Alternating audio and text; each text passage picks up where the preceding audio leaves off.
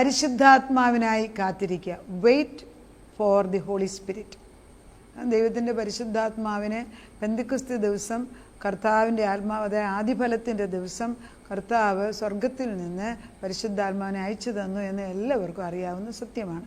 പ്രത്യേകിച്ച് ഈ കാലയളവിൽ നമ്മൾ പെന്തക്കോസ്തി എല്ലാം ആഘോഷിച്ച് കഴിഞ്ഞ മക്കൾക്ക് ഇതൊരു പുതിയ കാര്യമല്ല, എല്ലാവർക്കും അറിയാം. എന്നാൽ നമ്മളോട് ദൈവം പറയുന്നത് എന്തിനാണ് പരിശുദ്ധാത്മാവിന് വേണ്ടി വെയിറ്റ് ചെയ്യണം? ഏതൊരു ഡിസിഷൻ എടുക്കുന്നതിന് മുൻപും, നമ്മൾ വാല്യൂ ഓഫ് ഡിസിഷനാണ് കഴിഞ്ഞ ദിവസം പറഞ്ഞു, ഏതൊരു തീരുമാനം എടുക്കുന്നതിന് മുമ്പും നമ്മൾ ആ വിഷയം നല്ലതോ ചീത്തയോ ദൈവസന്നിധി കൊണ്ടുവെക്കണം. ഇവനൊരു കൂട്ടുകാരെ തിരഞ്ഞെടുക്കുന്നത് പോലും കൊണ്ടുവെക്കണം. അത് കൊണ്ടുവച്ചിട്ട് വെയിറ്റ് അപ്പോൺ ദ ലോർഡ്, ദൈവത്തിൽ വെയിറ്റ് ചെയ്യണം. എന്നിട്ട് ദൈവാത്മാവ് വന്നിട്ട് നമ്മളോട് പറയും പോകണം എന്ന് പറയുകയാണ്, ടേക്ക് ദ ഡിസിഷൻ. പോകണ്ട എന്ന് പറഞ്ഞാൽ പിന്നെ അത് നോക്കണ്ട, പിന്നെ അതിനെക്കുറിച്ച് ചിന്തിക്കുക പോലും. അത് ദൈവം സംസാരിക്കും. ഒരു കൂട്ടുകാരനെ പോലെ സംസാരിക്കുന്ന ദൈവമാണ്. അല്ലെ ആരെക്കൊണ്ടെങ്കിലും പറഞ്ഞ് പറയിപ്പിക്കും, അല്ലെ വചനത്തിൽ കൂടെ, സ്വപ്നത്തിൽ കൂടെ. ഇതൊന്നും ആരാ ഈ ദൈവം? സർവ്വവ്യാപിയാകുന്ന പരിശുദ്ധാത്മാവ് ഈ കാലയളവിൽ മനുഷ്യൻ വിളിക്കുന്നതിന് മുമ്പ് വരാനും ഉത്തരം തരാൻ റെഡിയായിട്ടുള്ള പരിശുദ്ധാത്മാവുള്ളപ്പം നമ്മൾ ദൈവത്തിനെ കേൾക്കുന്നില്ല എന്ന് പറയുന്നത് നമ്മുടെ അജ്ഞതയല്ലേ? ഇതിൽ കൂടുതൽ എന്താ ദൈവം ചെയ്യേണ്ടത്? അപ്പം ദൈവത്തിൻ്റെ മനസ്സറിഞ്ഞാൽ അതായത് കർത്താവ് ഒരു പ്രാവശ്യം എന്നോട് തന്നെ പറഞ്ഞ പിന്നെ ആശ്രയിപ്പാൻ ആരുമില്ലാത്തതിനാൽ രാജാവിൻ്റെ ഹൃദയം വ്യസനിക്കുന്നു. രാജാവ് പറഞ്ഞത് അനുസരിക്കുന്ന പ്രജകളുണ്ടാകണം. രാജാവ് പറയുമ്പോൾ അനുസരിക്കുന്ന സോൾജേഴ്സ് വേണ്ടേ, പടയാളികൾ വേണം. അല്ല അങ്ങനെ ഒരു രാജ്യം ഭരിക്കുന്നത്. നമ്മൾ ദൈവത്തെ പെഡസ്റ്റലിൽ അവിടെ കയറ്റി മേളിലിരിക്കാമെന്നും പറഞ്ഞ് അവിടെ ഇരുത്തി വെച്ച് ഇവിടെ ഇരുന്ന് കുറേ കാര്യം പറഞ്ഞാൽ ഒന്നും നടക്കാൻ പോകുന്നില്ല. You have to be more actively involve in the spiritual realm. ആത്മീക ഗോളത്തിൽ ദൈവവുമായിട്ടുള്ള ഉറ്റ ബന്ധം വേണമെന്ന് നമ്മൾ ആഗ്രഹിക്കണം. അതുകൊണ്ട് കർത്താവ് കാത്തിരിപ്പ്. ഇപ്പം ഞാൻ ഇന്ന് സമയമുണ്ടോയെന്ന് അറിയത്തില്ല, ദൈവം നമ്മുടെ ഉള്ളിൽ വസിക്കുകയാണ്. അല്ലാതൊരു കൂട്ടുകാരനെ പോലെ അല്ല ഒരു ഗസ്റ്റിനെ പോലെ വന്നു പോയി അങ്ങനത്തെ ദൈവം അല്ല ഇപ്പം നമ്മൾ കാണേണ്ടത്. എൻ്റെ ഉള്ളിൽ എന്നും വസിക്കുന്ന പ്രാവ് എന്ന് പറയുമ്പോൾ ആ ദൈവം എന്നിൽ നിന്ന് മാറാനൊക്കത്തില്ല. ഇടയ്ക്ക് ചിന്ത വരുന്നത് കരിയുന്നിടം വരെ കർത്താവിന് മുമ്പ് നിൽക്കണം. കർത്താവെ നീ അത് അടുത്ത് മാറ്റി തന്നെ ശുദ്ധിയാക്കി. ശത്രു കയറി വരുന്ന വഴി കരിഞ്ഞു പോകണം. അവൻ്റെ ദുഷ്ടത നമ്മളെ അഞ്ചലിപ്പിക്കുന്നതിനെ വെട്ടിമാറ്റണം. അങ്ങനെ പറഞ്ഞ് നമ്മൾ ദൈവസന്നിധി ഇരിക്കുമ്പോൾ കർത്താവിൻ്റെ പരിശുദ്ധാത്മ ടേക്ക് ഓവർ ചെയ്യും. അതൊരു യുദ്ധമാണ്. എന്നാൽ നമുക്ക് എപ്പോഴും പരീക്ഷണങ്ങൾ വരുന്നത് നമുക്ക് ബലഹീനതയുള്ള സ്വഭാവങ്ങളിലാണ്, അല്ലാത്തടത്ത് വരൂലല്ലോ. ഇപ്പം ഞാൻ പണ്ട് ന്യൂയോർക്കിലൊക്കെ പോകുന്ന സമയത്ത് കടകളിലെല്ലാം ഈ ഹോമോസെക്ഷൽസ്, അതായത് വേണ്ടാത്തതായിട്ടുള്ള സാധനങ്ങൾ വിൽക്കുന്ന കടകളുണ്ട്. അപ്പോൾ എൻ്റെ മോൾ എന്നോട് പറയും റോഡിൽ പോകുമ്പം കടയിലൊന്നും നോക്കരുതെന്ന്. നമ്മൾ കടകൾ എപ്പോഴും നോക്കും, കാരണം വാങ്ങിച്ചില്ലേലും പകുതി വിൻഡോ ഷോപ്പിങ്ങാണ്. അപ്പോൾ എന്നോട് മോള് പറയായിരുന്നു ഈ സ്ഥലത്തുള്ള കടയിലൊന്നും നോക്കിയേക്കരുത്. അപ്പോൾ ഞാൻ വരും എന്താ ഞാൻ നോക്കാറുമില്ല. പിന്നെ എനിക്ക് മനസ്സിലായി സാധാരണ ആണുങ്ങളും പെണ്ണുങ്ങളും ഉപയോഗിക്കുന്ന സാധനമൊന്നും അല്ല ഇവിടെ വിൽക്കുന്നത്, വേണ്ടാത്ത സാധനങ്ങൾ. നല്ല സാധനം വിൽക്കുന്ന കടകൾ വേറെയുണ്ട്. അത് ആ സ്ഥലത്തല്ല, ന്യൂയോർക്കിലല്ല. ന്യൂയോർക്ക് നമ്മൾ ഈ ലോകം വലുതാന്നൊക്കെ പറയുന്നതൊക്കെ മ്ലേച്ഛതയുടെ ലോകമായി മാറിയിരിക്കുക. അതുകൊണ്ട് ഇതിനെക്കാട്ടി നല്ലത് അപ്പുറത്തെന്ന് പറഞ്ഞ് ഓടുമ്പം ഇവിടുന്ന് ഓടിച്ചെന്ന് അവിടെ ചെല്ലുമ്പോൾ അവിടെ അതിൽ കൂടുതൽ പിശാചിൻ്റെ തന്ത്രം കാണും. ഇവിടെ വേറെ തരത്തിലായിരിക്കും, അവിടെ വേറെ തരത്തിൽ. അതേ ഉള്ളൂ വ്യത്യാസം. അപ്പം ദൈവാത്മാവ് നമ്മളോട് പറയുന്നത് നമ്മൾ ഈ പരിശുദ്ധാത്മാവിന് വേണ്ടി വെയിറ്റ് ചെയ്യണം. കർത്താവിൻ്റെ തീരുമാനം അറിഞ്ഞിരിക്കണം. പെന്തക്കോസ്ത് നാളിൽ എന്തിനാ പരിശുദ്ധാത്മാവിന് വേണ്ടി നമ്മൾ വെയിറ്റ് ചെയ്യുന്നതെന്ന് ചോദിച്ചാൽ, ഒന്നാമത് നമ്മളെ സ്ഥിരപ്പെടുത്തണം, ചിതറിപ്പോയതിനെ തിരിച്ചു കൊണ്ടുവരിക. ഞാൻ നേരത്തെ പറഞ്ഞിട്ടുള്ളൂ, എങ്കിലും ദേ ആർ ഇമ്പോർട്ടൻറ്റ്. യഥാസ്ഥാനപ്പെടുത്തുക. ആത്മാക്കൾ ചിതറിക്കിടന്നാൽ ഇപ്പം ഞാനൊരു നല്ല വ്യക്തിയായിരിക്കാം, നിങ്ങൾ വേറെ നല്ല വ്യക്തിയാണ്. ഒരാളിവിടെ ഒരാൾ ഗോവർണത്തും കിടന്നാൽ വീടെങ്ങനെ പണിയും? ഈ നല്ല കല്ലുകളെല്ലാം അടുത്തടുത്ത് കൊണ്ടുവച്ചിട്ട് ആ നല്ല കല്ലുകൾ പെറുക്കി വേണം ഭവനം പണിയാൻ, എന്നാലേ ചർച്ചും പണിയാനൊക്കത്തുള്ളൂ. കുറേ ആളുകളില്ലാതെ വെറുതെ ഒരു ചർച്ച് ബിൽഡിങ്. നമ്മൾ ഇംഗ്ലണ്ടിൽ പോയാൽ വർഷങ്ങൾക്ക് മുമ്പ് 40 വർഷം 50 വർഷം മുമ്പ് പോയപ്പോൾ 40 വർഷം അത് അവിടെ ചെല്ലുമ്പം അവിടെയുള്ള വലിയ പള്ളികളെല്ലാം ബിസിനസ് കോംപ്ലക്സ് ആക്കി മാറ്റി, ബാറുകളാക്കി മാറ്റി. ഇപ്പം അമേരിക്കയിലും അങ്ങനെ വരുന്നു. ഓരോ സ്ഥലത്തും അത് മാറി. കാരണം ദൈവാത്മാവിൻ്റെ പ്രവർത്തനം ഇല്ലെങ്കിൽ അത് വെറും ഭിത്തികളും ബ്രിക്സുമായി മാറുകയാണ്. അപ്പം നമ്മൾ ഉദ്ദേശിക്കേണ്ടത് ഈ ബിൽഡിങ്ങിലല്ല ദൈവത്തിൻ്റെ പ്രസക്തി ഇരിക്കുന്നത്. ഞാനാകുന്ന വ്യക്തിയിൽ വസിക്കുവാൻ, ദൈവത്തിന് എൻ്റെ ഉള്ളിൽ വസിക്കുവാൻ ആഗ്രഹമുണ്ട്. ബിൽഡിങ്ങിനകത്ത് വസിക്കാനല്ല ആഗ്രഹം. God himself is a building.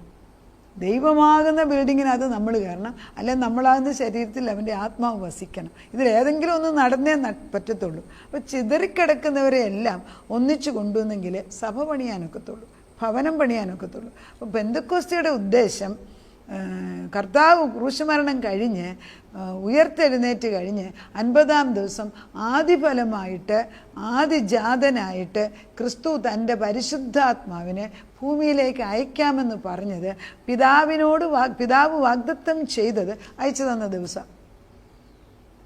അത് തെറ്റുപറ്റില്ല.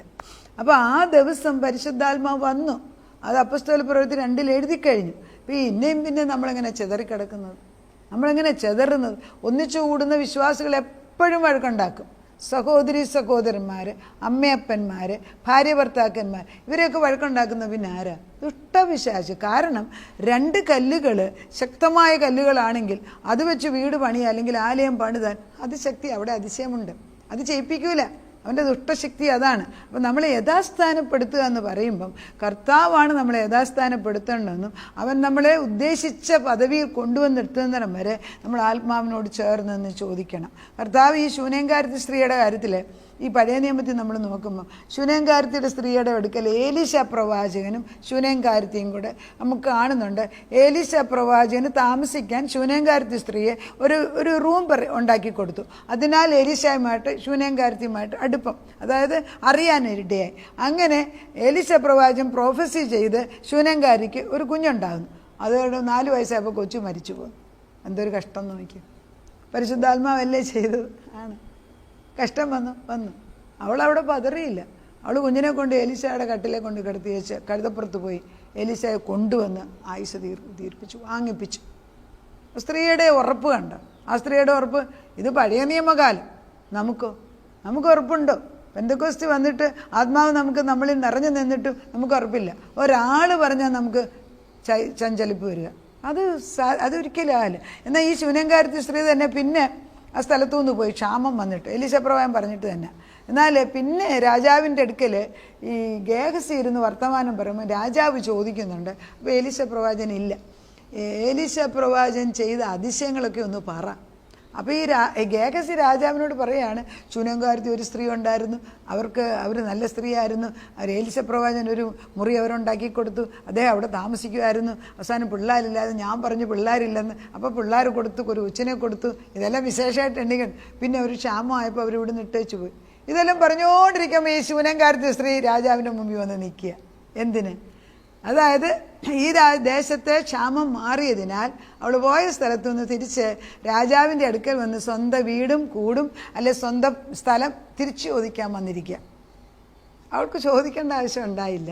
ശൂനേംകാരത്തെ കണ്ടപ്പോഴേ ഗേഹസി പറയുകയാണ്, ദൈവത്തിൻ്റെ കളികളെ. ഗേഹസി പറയുന്നു, ഈ സ്ത്രീയെക്കുറിച്ചാണ് ഞാൻ പറഞ്ഞത്. ഇവരുടെ മോനാണ് എലീശ പ്രവാചകൻ ജീവിപ്പിച്ച ആള്.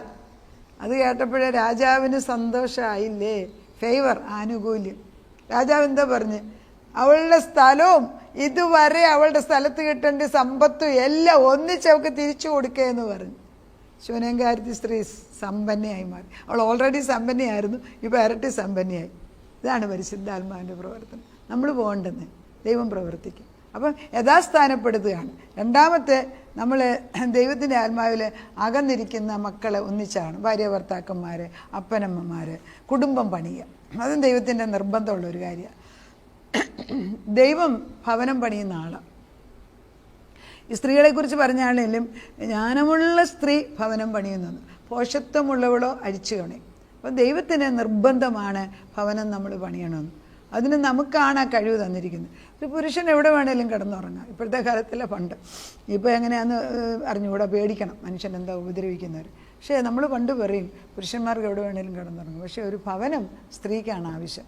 ഒരു സ്ത്രീയും അവരുടെ മക്കളും സുഖമായിട്ട് ജീവിക്കാൻ ഒരു ഭവനം വേണം. ക്രിസ്തു ഭവനം പണിയാൻ, ക്രിസ്തു ഒരു ഭവനമാണ്. അതൊക്കെ ഡീപ്പർ തോട്ട്സാണ്. ക്രിസ്തു ഒരു ഭവനമാണ്. നമ്മൾ ക്രിസ്തുവിനെ എപ്പോഴും ഒരു വ്യക്തിയായിട്ടാണ്. ഹീസ് അവനൊരു വീടാണ്, അവനൊരു ഭവനമാണ്, അവൻ നമ്മുടെ നങ്കൂരമാണ്. അവനിൽ നമുക്ക് വസിക്കാൻ താമസിക്കുന്നുണ്ട്. വെളിപ്പാടിനകത്ത് നോക്കുമ്പോൾ അവിടെയൊന്നും വീടുകളൊന്നും കണ്ടില്ല, അവിടെ ടെൻറ്റും ഇല്ല. ദൈവമാണ് അവിടുത്തെ പൂർണ്ണത. സൂര്യനെയും ചന്ദ്രനെയും കണ്ടില്ല, ദൈവമാണ് അവിടെ സൂര്യൻ, പ്രകാശം. അതൊക്കെ നമ്മൾ ചിന്തിക്കുമ്പോൾ നമ്മളൊന്നും അറിയുന്നില്ല, വേദപുസ്തകത്തിൻ്റെ മർമ്മം പോലും നമ്മൾ അറിയുന്നില്ല. അപ്പം നമ്മൾ രണ്ടാമത് പറയുന്നത് ബന്ധങ്ങൾ പുതുക്കുകയാണ്. മൂന്നാമത്തെ ദൈവസഭ പണിയുക. നമ്മൾ ദൈവസഭ പണിയുന്നത് വിശുദ്ധന്മാരോട് ചേർന്നെന്ന് വേണം പണിയാൻ. എഫെസ്യർക്ക് എഴുതിയ ലേഖനം 3:17-19 പറയുന്നുണ്ട്, സകല വിശുദ്ധന്മാരോടുകൂടെ ദൈവത്തിൻ്റെ എല്ലാ നിറവിനോളം നിറഞ്ഞു വരണം. ദൈവത്തിൻ്റെ നിറവ് നിറഞ്ഞു വരുന്നത് എങ്ങനെയാണ്? കർത്താവിനെക്കുറിച്ച് അറിയാവുന്നതോടുകൂടി ഇരിക്കുമ്പോൾ. നമ്മൾ ഈ കന്ന് എന്ന കന്നുകൂട്ടി ചേർന്ന് പറഞ്ഞ പോലെ നമുക്ക് ചേരാത്ത കൂട്ടത്തിൽ ചെന്നിരിക്കാൻ ദൈവം ആഗ്രഹിക്കുന്നില്ല. ആ വലിയ ഗമ പറഞ്ഞു, അവർ നമ്മളിപ്പം വലിയ ബിസിനസ്സുകാരാണ്, നമുക്ക് ഇങ്ങനെയുള്ളവരാണ് കൂട്ടം, പ്രാർത്ഥിക്കുന്നവരൊന്നും നമുക്ക് കാണാൻ നേരെയില്ല. അതൊക്കെ പറയുമ്പോൾ ഓർക്കണം, ഈ മഹാവിഡ്ഢിയാണ്, മൂഢനാണ് ദൈവമില്ലെന്ന് പറയുന്നത്. ആ സ്റ്റേജിലോട്ട് പോകരുത്. ദൈവത്തിൻ്റെ പരിശുദ്ധാത്മാവ് നമ്മളെ തിരിച്ചു വിളിക്കുകയാണ്. പരിശുദ്ധാത്മാവിൻ്റെ ശക്തി പെന്തക്കോസ്തിൽ കൊടുത്തത് നമ്മുടെ മേൽ വ്യാപരിച്ചുകൊണ്ടിരിക്കുക. ദൈവത്തിൻ്റെ ആത്മാവ് വരുമ്പം നമ്മൾ പുതുസൃഷ്ടികളാണ്, എന്നും റിജവനേറ്റ് ചെയ്യുകയാണ്. നമ്മളെ വീണ്ടും വീണ്ടും അവൻ ബലപ്പെടുത്തിക്കൊണ്ടിരിക്കുക. ദൈവത്തിൻ്റെ ആത്മാവുണ്ടെങ്കിലേ വൻകാര്യങ്ങൾ ചെയ്തെടുക്കാൻ സാധിക്കത്തുള്ളൂ. ആ ദൈവം നമ്മുടെ മുമ്പിൽ വന്ന് നിൽക്കുകയാണ്.